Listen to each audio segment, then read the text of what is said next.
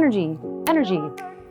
This is Gritty Birds 2.0. I'm here to help you reconnect to your passion for life, change your patterns, and ultimately empower the grit you already have within you to thrive as a creator.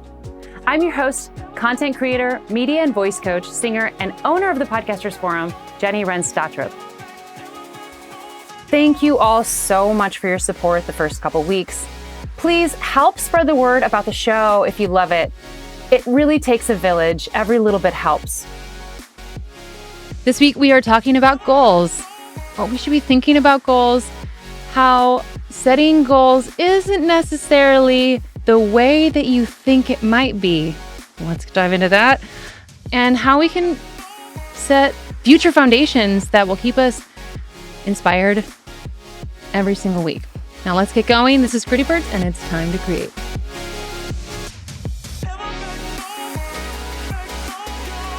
Okay, it's week 4 and it is 3:00 a.m. and I just did a recording that unfortunately got lost because I forgot to turn on Phantom Power. Woo!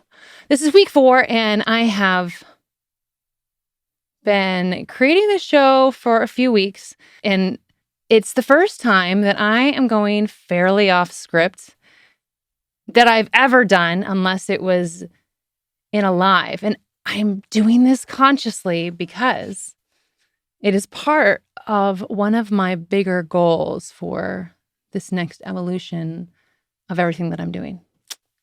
I'm classically trained, and then I had a narrative podcast. And one of the things that I never have really done is just dove into speaking, feeling really comfortable.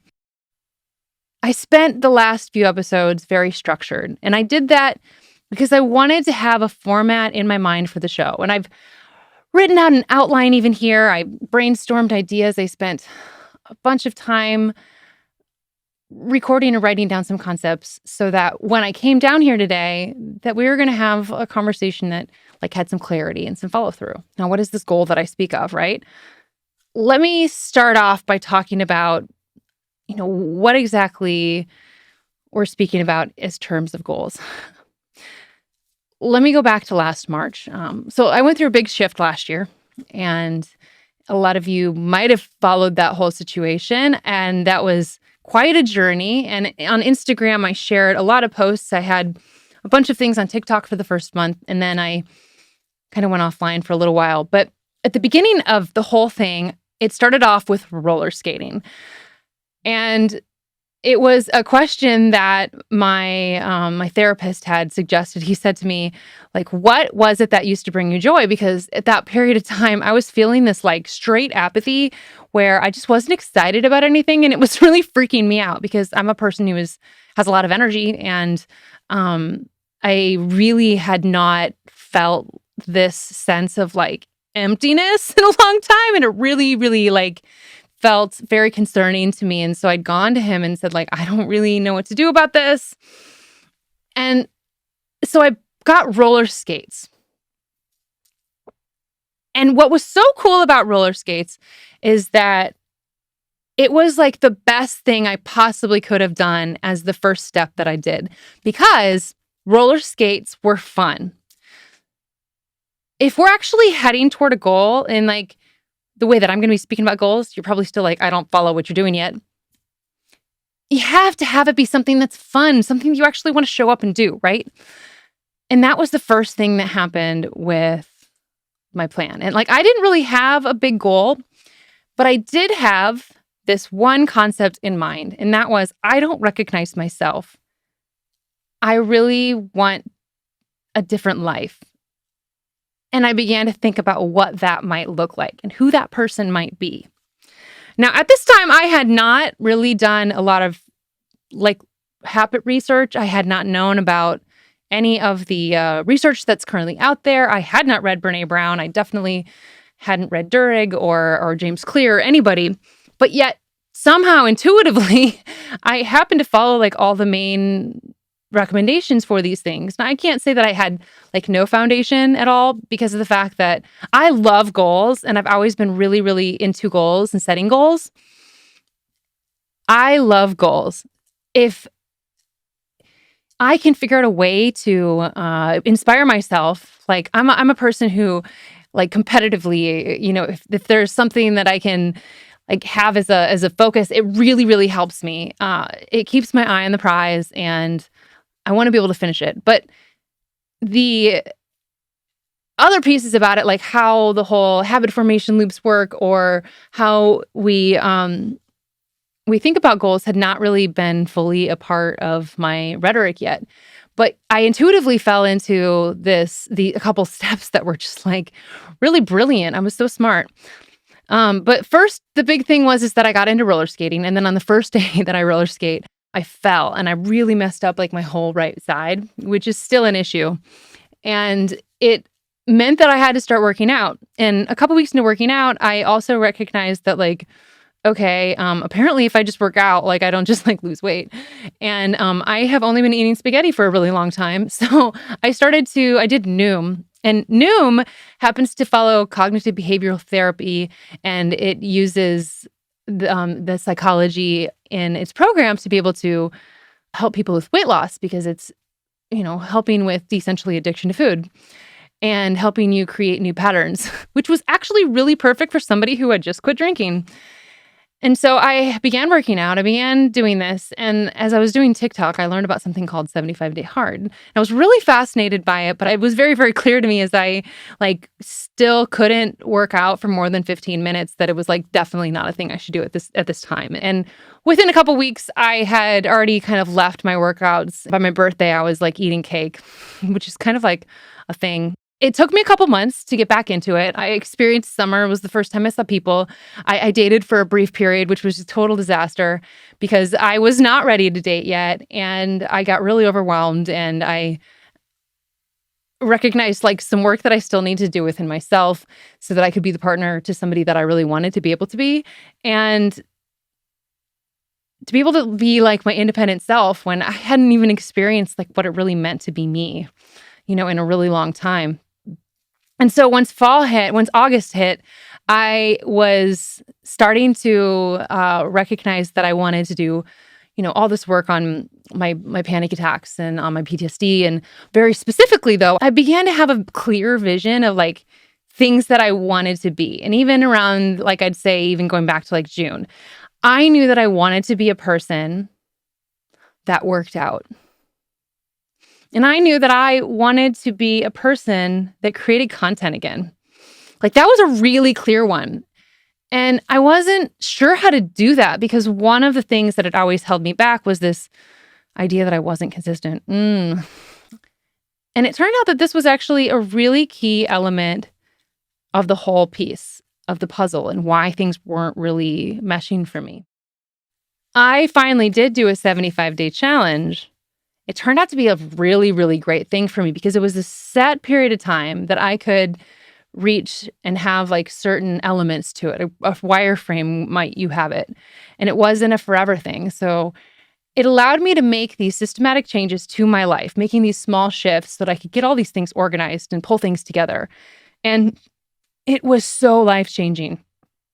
So when I brought it to friends back in January, I brought it forward again, saying, I would love it if you guys did it with me. I said, who do you want to become? It's not, what do I want to change? It's, what is the thing that you want to change that you're doing right now that isn't suiting your larger goals? If you know that you want to own a house in the next 10 years, what's something that you might cut out that would help you toward that goal, right? Is there something that you can be doing that would create habits so that would be more likely to happen, right? Those are the kinds of things that we really are thinking about when it comes to goals. So as a content creator, that meant that I needed to start creating content again. I mean, just straightforward. And it took me a while to figure out what exactly I wanted to do. And so for a long time, it was just creating these portraits on Instagram and telling these stories about and sharing with everybody this perspective on how we want to be changing our habits, what we want to be thinking about. Coming back to this whole thing is, when we're thinking of goals, this thing that I intuitively did that apparently is absolutely backed by a whole bunch of science and all the current psychology, if you've ever read James Clear, Atomic Habits. I still haven't read it. I've really, really wanted to. And how all of these pieces come together all has to do with the way that we think about who we want to become, not the thing that we want to grab, not about the accomplishment that we want to have, not like, I want to win this award. Like, great. Well, what is that award actually going to do? Like, how is that going to influence your life? People are going to look up to you. Okay, well, then what's going to happen? Because, like, you can have people look up to you and still be dirt poor, you know? What is it that's going to change the quality of your life? Because what good is having an acclaim if the quality of your life hasn't shifted? So as we're creating things, as we're getting into content creation, it's very, very simple to look at it and say, oh, I'm a business owner and I want to create content because I want blank with my business. I want to grow to 6 figures. I think that if you're a business owner, making podcasts is the best. I love creating podcasts. I think it's so much fun. And there's a lot of reasons why you can create podcasts that can be a really pleasurable thing for you that becomes a reason that you want to do it. Like very specifically, just the networking alone is wonderful. And the connections that you make is a much better goal than it is about this number that you want to reach.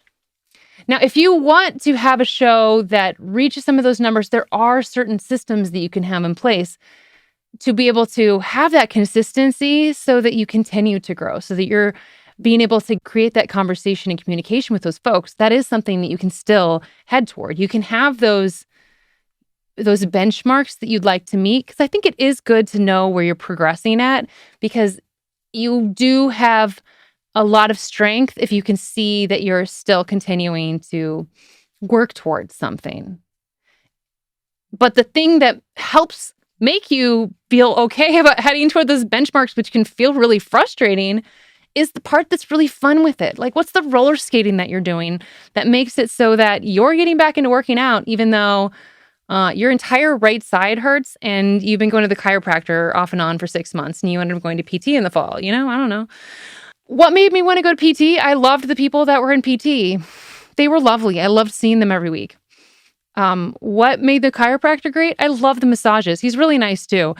But it wasn't like the idea of somebody cracking my neck that made me want to go, right? There was not this element of like, well, I want blank to happen. A lot of it had to do with these other things that made it fun, that made it pleasurable, that made it nice, that made just like my quality of life better, that made me start heading again toward this vision of who I'd like to be as a human being, like how I like to be around others, how I want to enter the world, how I want to communicate with others, like being able to change interactions that I just didn't feel like were aligning with who I was. And I think that everybody has pieces of those. And so when we're setting our goals, it is so easy to set it as this crazy element of like, I want blank giant thing to happen. But who is the person that has that going? And what does that person do? If you look at other folks who are those people, what does their life look like? What are their systems and their habits? What are the things that they're doing? Like what kind of assistance, like what kind of help are they getting on their teams so that they can emulate that? How are they paying their bills? What is their system for being able to scale that and make that something that's sustainable within their teams? All of these are part of reaching that human that you want to become, like that aspirational self. That is a goal that, is worth living toward, because when we're thinking about, even like how our brain works, dopamine and oxytocin, like the parts that like are deep and lasting are the ones that have to do with bonds between other people. That's the oxytocin. Where like your endorphins and your dopamine, they're so sudden and they can feel really good. Like that praise that you're getting can feel really wonderful. But in 2 weeks, that praise still doesn't, like that's worn off. I hate to tell you. And if your whole reasoning to get to that point was that, then all of a sudden it can feel very empty. But if you also at some point started just feeling pride about the fact that like you did it and you did the best that you possibly could, and that you were, staying consistent. And here you are, man, you learn these things you didn't think about. All of a sudden, those things end up being actually really exciting for us. So then let's head back to this concept of apathy. As I'm sitting here in week 4 and I'm tired and I'm having an interesting week where I'm making a humongous decision in the next 24 hours and I'm pulling these late nighters, getting my home together and working on building up my onboarding and building the structure for my company that I had started, a year and a half ago when the Podcasters Forum started, so that as I'm starting to take on more, that these systems are in place so that I have the freedom to be able to be the listener that I can be, to have the consistency so that I don't forget things, so that I can be more present with any of the clients that I work with, so that I can be able to spend more time learning, doing more like ongoing education, or being able to put together more workshops. Like that time becomes so important. All of those become the key for like why working as dedicated as I have been for the last few weeks is okay. And the confidence in doing a cast like I am today feels more comfortable because I have not done one like this before. This is the first. And it is a little scary. Having the show where I'm speaking in the first place is a little scary. It's very vulnerable because you're seeing who I really am. And I'm left to have, oh my gosh, you're going to like me? What's going to happen? I don't know. That's scary. I haven't put myself out there in a really long time. Very rarely do any of us do that. But we don't move forward unless we start understanding where we're heading with it, so that when we feel apathetic and we don't want to show up to the mic and we don't want to show up to the camera, we're still doing it because we know we're going to have those weeks where it's more excited. I know that I'm going to now start pulling together some things for longer term, so I'm not hitting these weeks where I'm like, oh my gosh, it's week 4 and I now recognize I need to finally do one of my content deep dives like I have with clients before, right? And all of these things come together because of like the person that I want to be, like the partner that I want to be, the friend that I want to be, the coach that I want to be, the daughter, all like this human. I want to be this human and I want to be able to connect and support other people and still like honor myself and set those boundaries and feel confident and continue to grow. That's the key. Like as a producer, I know I'm going to be producing for the rest of my life, and whatever that looks like, it's going to change from time to time. But if I know who I am and who I want to be, it changes everything. It means more to me than saying, I want this by next week. I would like these 50 things. I can imagine those, and I really love manifestation. I really can picture those. But who's the kind of person who has those things, and what do I want my life to have in systems and organization to be able to be that human who has that life? That's the key. I want you to think about that. Who's the person that you want to be as a producer for your show, as a producer for your music? Who's someone that inspires you? I hope it's you. I want to see you be inspired by yourself. What are the things that you love about you already? What are the strengths that you already are building up? And what are some things that you're too scared to even admit that you really want? Be able to say it. Just say it out loud. Don't be afraid to say, this is something that I want to try. I want to really do this thing. Say the thing that's deep in your heart. Kind of sit there and figure what those things are. Well, thank you everyone for being here this week here at Gritty Birds. I'd love to hear from you. Please go ahead and leave a review. I'd love some fresh reviews for Gritty Birds, especially with the new elements. That is so helpful.